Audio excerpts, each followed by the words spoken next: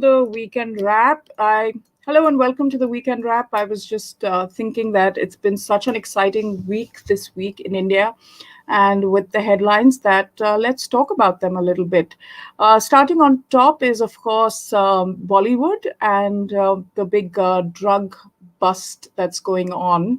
That has involved quite a bit of young Bollywood in its grips, and there's been a lot of controversy about this. People have been, supporting the cleanup, so to speak, the cleanup drive that's been called. And then on the other hand, there have been people who have been saying that this is a witch hunt wherein certain people are being targeted.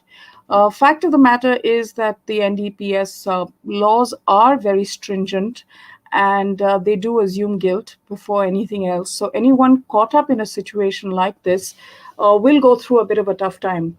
And that's exactly what we are seeing at the present time, where one after the other, you're having Bollywood celebrities being called in for questioning.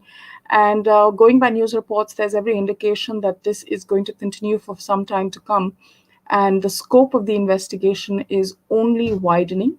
Subsequently, we also saw the NCP, which is the government in power, which is, sorry, the party in power in Maharashtra, really take on the NCB, which is the Narcotics Control Bureau. It is a central government agency.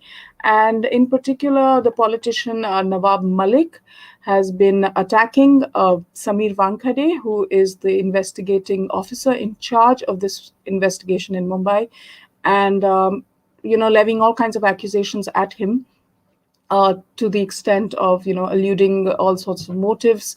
In which case, Samir Wankhede has responded and said that he will take Nawab Malik to court if he has to, and this he will do, of course, being a government officer. He cannot do it on his own. He will have to go through the requisite permissions, take the requisite permissions from his seniors, and then subsequently levy any sort of court proceedings that he wants to when it comes to defamation. There is, of course, this is again divided the country. There are people who feel very sad and very strongly about the drug cleanup and feel that Wankhede is a hero and have come out very actively in his support, especially on social media.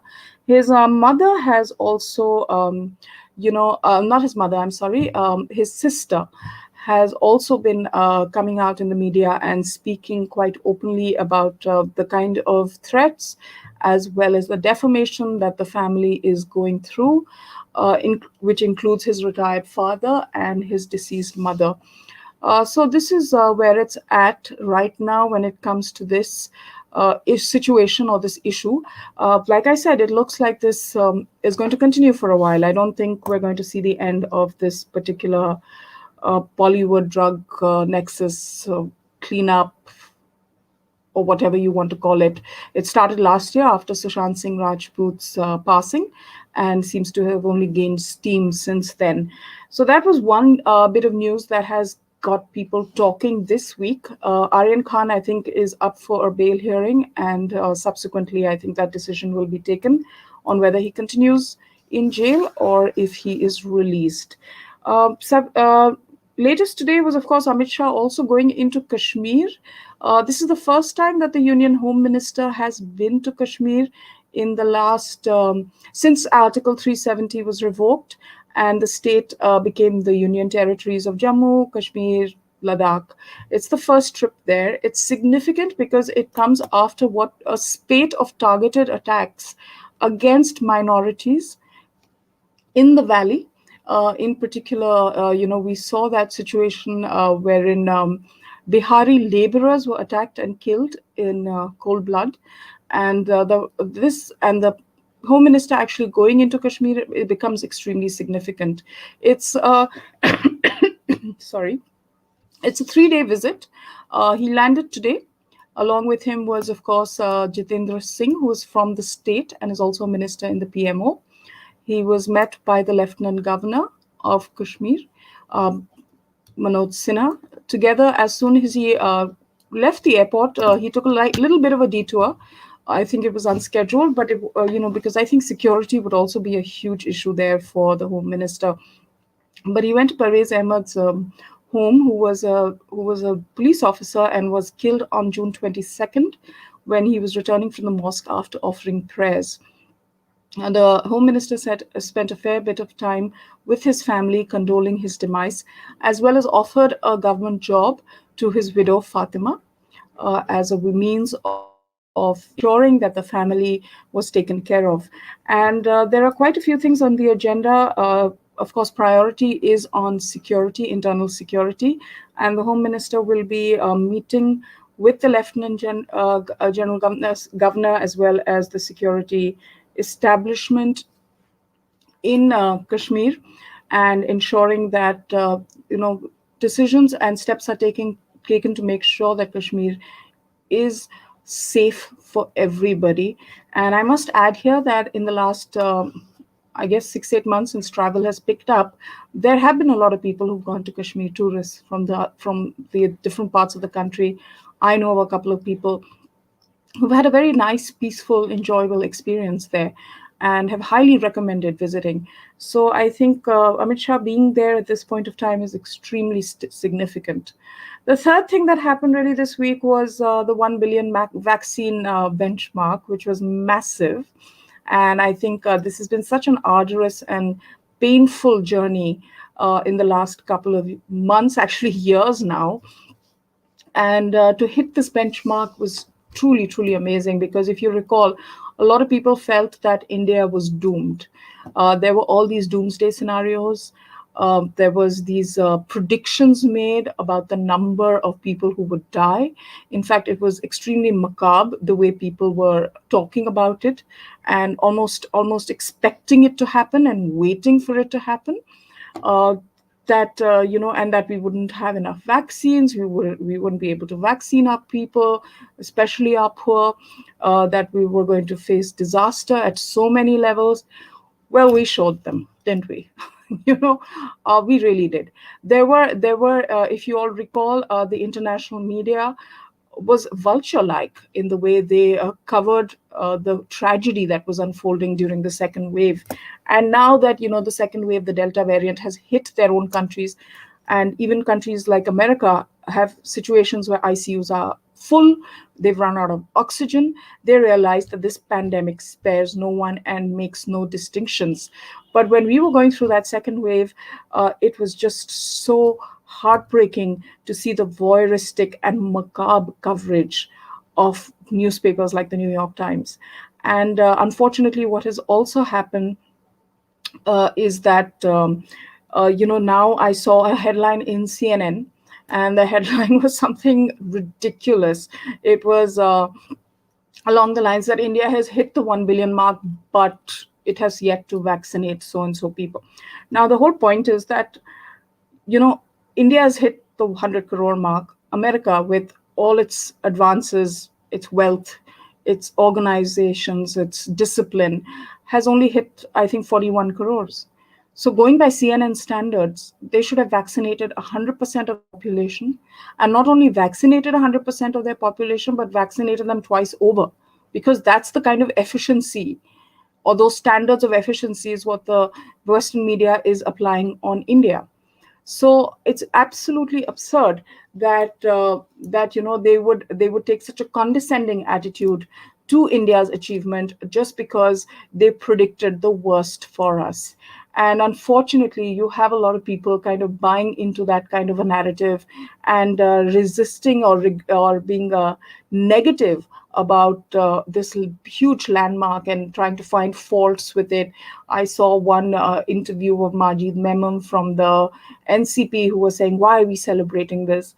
Well, because we've mourned the loss, we've mourned the death of people, and the heartbreak and the trauma. So when this is such a difficult journey, if there are important milestones like this one, and if there has been work that our health service providers have provided without any care of their own personal safety, then it's something that we should celebrate and not feel like we don't deserve to celebrate. Of course we do, because it is an acknowledgement of the human spirit to survive, to thrive, to get beyond tragedies, to look forward, to be there for the next generation. So I think it's significant that this happened. And Goa, of course, has achieved 100% vaccination compliance first dose, which is again amazing. It's a huge tourist destination as well, as we know, and with the festive season coming up, it's I think it's great that they've achieved this landmark. Of course, UP politics is heating up, as we imagined, and UP politics heating up was really interesting because Congress has kind of offered 40% reservations for women in terms of ticket distribution, which I think is great. It's a great step. Unfortunately, Congress isn't really in the running when it comes to Uttar Pradesh. So when they're saying that they're going to give you 40%, they're going to give 40% of their seats to women, one has to ask that, what is the winnability quotient? It's like a lot of the things that the Congress is doing right now, it's a lot of talk. It doesn't necessarily translate into actually seeing more women in the legislature, which is the ultimate goal of these reservations. So while I welcome this, because even the experience of participating in an election will be an empowering and a learning experience for women. However, the flip side is that when a lot of these candidates lose, it may also foster a certain attitude, which is prevalent already, but give them data to back it, that women cannot win in electoral politics.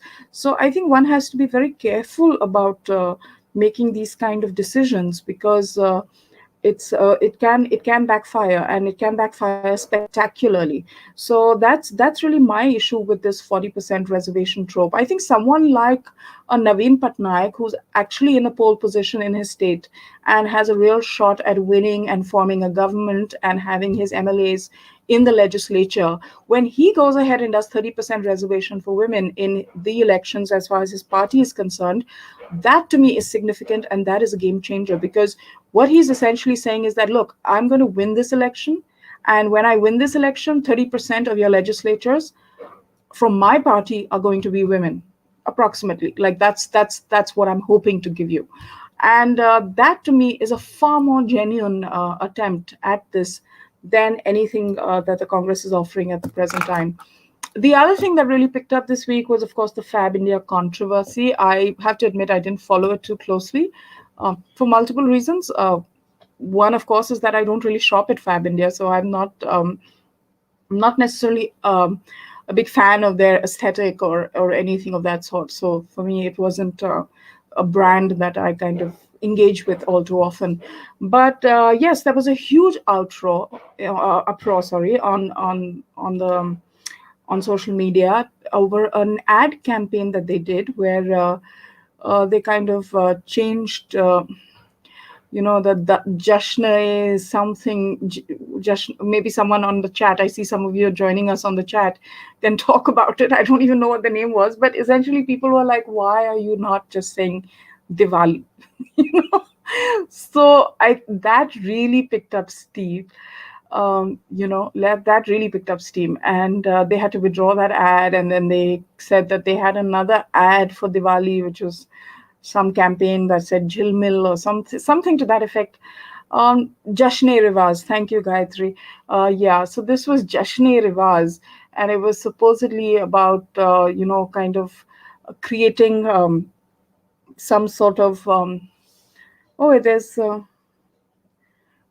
breaking news. I've been told that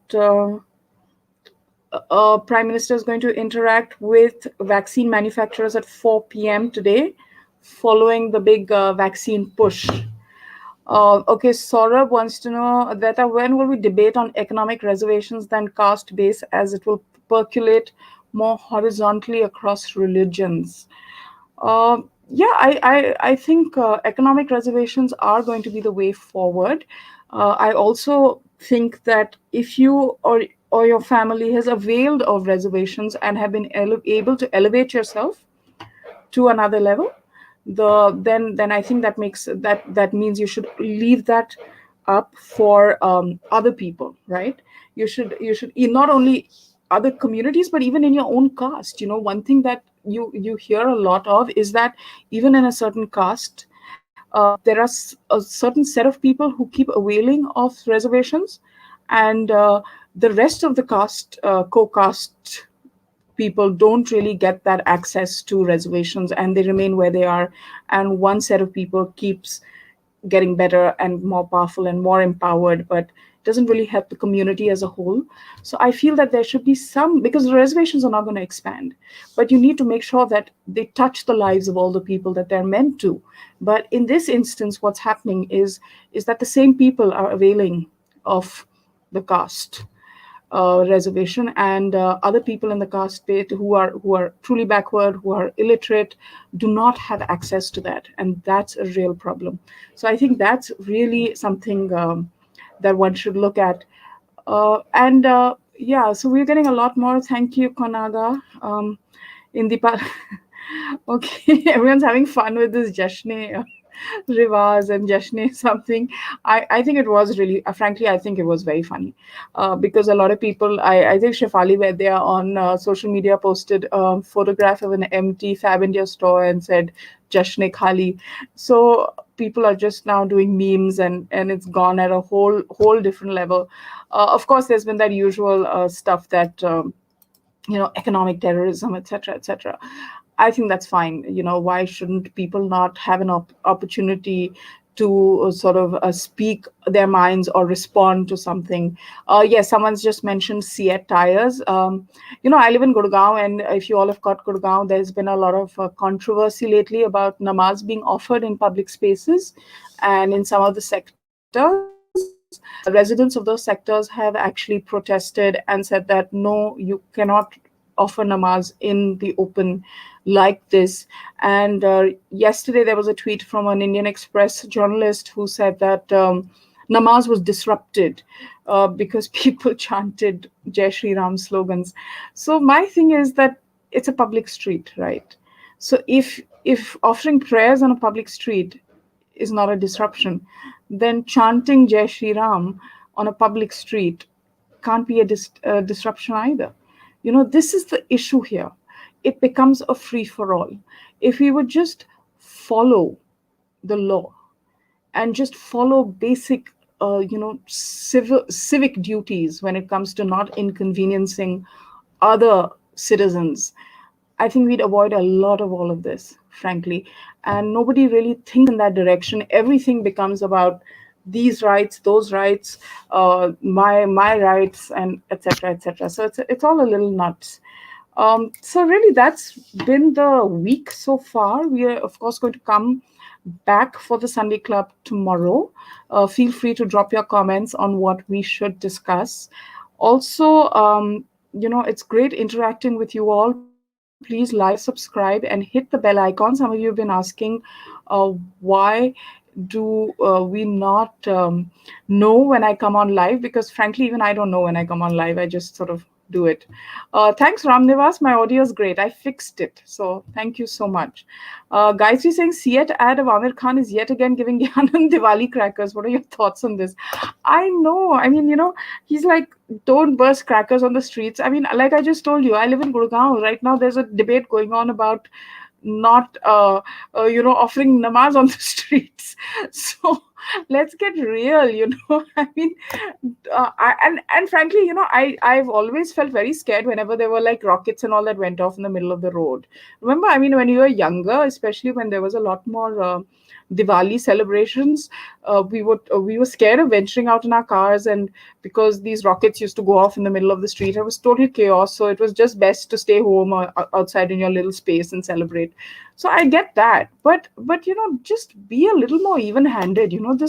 This slew of ads and this conscience keepers of the nation who suddenly wake up with every Hindu festival and come down and give gyan on how to celebrate it and what to do and what not to do, are quiet the whole year round but get activated every time at this time. So I don't understand what is going on. And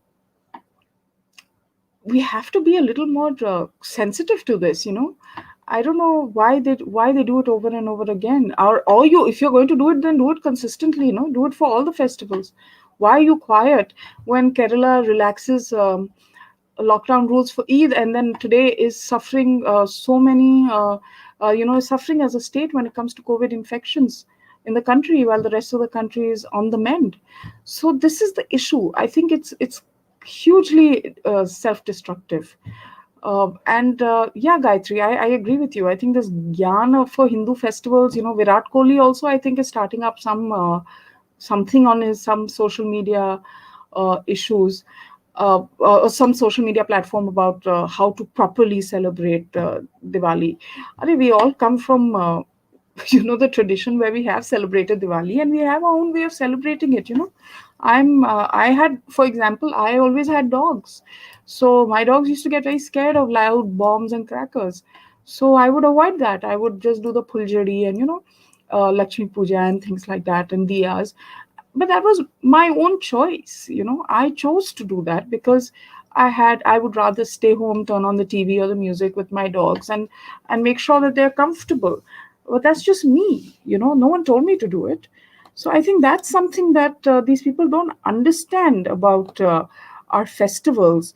You don't see this happening in the US when it comes to Christmas. You don't have all these ads and these celebrities coming on saying, don't get a Christmas tree. It's not good for the environment. Get a plastic tree. Nothing like that happens in the US. I've not seen it. I've lived there for a couple of years. I've not seen people, celebs coming on and saying, don't get a Christmas tree. It's not good for the environment. Go with a plastic tree. Oh, wait, plastic would also not be good. I'm sure they could do silicon trees or something. But, it's a once in a year thing. And it's a big time for celebration. It matters a lot to the Hindus. So why get into this drama or every year about having some issue or the other about this? I don't understand it, frankly. And, I don't want to get on my Diwali rant because even I keep repeating myself. I say the same thing every year, and I'm sure next year again something like that will come up. But that's about it. I thought, just do a quick live and chat with you all, test out my audio, which I'm very pleased. You all say is very good. Yes, Manoj Silicon Tree. I think they'll make them soon. And, I do want to hear more from you all on different topics, get your opinions, maybe have you all join me in conversations and really, open this up to be a platform which is open to people and kind of encourages us to have civil conversation about issues that matter and really get going on that front. And please do keep your comments coming in terms of the content that you want to see on this channel. I know that there have been some issues with the audio and video, and that's something like you can tell. And I'm reading your comments right now. Is fine. The audio is fine, which is perfect. And I really feel that there is an opportunity for us to really bring meaningful conversations to the forefront, meaningful conversations. So for example, speaking to healthcare workers or talking about UP's COVID management with Maninder Agarwal, Padma Shri Maninder Agarwal, who did a study from IIT Kanpur on just the amazing work that UP has done. So yeah, so please go ahead and watch those. And it's important. Well, very often we complain that media coverage is very biased, but then when there are programs like this, we don't watch them enough and we don't talk about them enough. So it's very important that we do that. Okay, Rupesh wants to know what's there for Sunday Club. Please do a slot on latest on UP as far as elections are concerned. Yeah, Rupesh, definitely, for sure. I think really, I don't know if you also saw Yogi Adityanath's tweet yesterday when he says, "Kya aap Ram bhakton ko pe goli chalane walon ko वापस लाएंगे या vote देंगे," something to that effect. So it's definitely picking up, and it's going to be a tough battle. I don't think it's tough in terms of winnability quotient. I do feel that Yogi Adityanath is ahead and in a very strong position. But it's going to be tough in terms of the sort of politics that's going to happen in the state now. And we're sort of ready, I think, for it and watching it very closely. So let's see. I would still go with Yogi for the next term. I think he's definitely going to win. I think the Congress is making promises today. Again, they were supposed to do some press conference on farmers and things of that sort. So they pretty much latched onto the farmer protest. But if you notice, be it Samajwadi Party or even the BJP or the BSP, Mayawati, no one is really talking that much about the Congress. The media is. The media is doing a lot of talk about the Congress, but the actual people, I mean, the opponents in UP, they're not really talking about them. And that is because I don't really think that they're considered contenders in Uttar Pradesh, although Priyanka Gandhi is trying to make a difference. In fact, interestingly, and we discussed this, I think, a couple of weeks ago in the Sunday Club, um, to about how Prashant Kishore was critical of the Congress's approach or something, and that's because for the longest time it was being said that Prashant Kishore is going to join the Congress party. Instead, what we saw was Kanhaiya Kumar joined the Congress party. So another young man from Bihar. So I'm not sure what the deal is. Okay, Yogesh is saying, okay, interesting. Gayatri is saying that P. Narasimha Rao's astrologers predicted Yogi will win. Okay, I need to get some water, guys. I'm getting a little bit of cough.